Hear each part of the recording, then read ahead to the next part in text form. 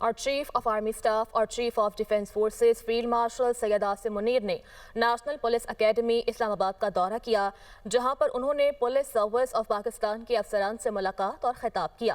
اس موقع پر وفاقی وزیر داخلہ اور وزیر مملکت برائے داخلہ بھی موجود تھے۔ اسلام آباد سے رپورٹ دیکھیے۔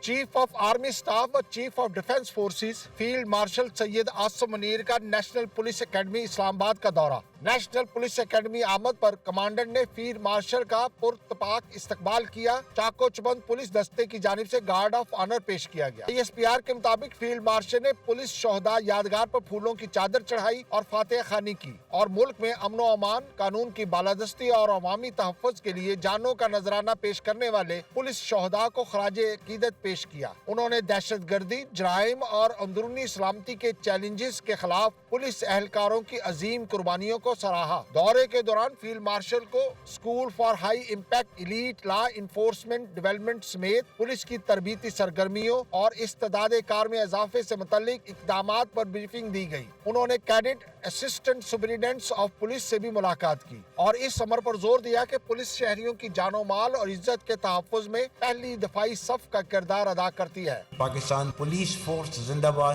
Pakistan armed forces and law enforcement agencies all پائندہ باد اینڈ پاکستان ہمیشہ زندہ باد۔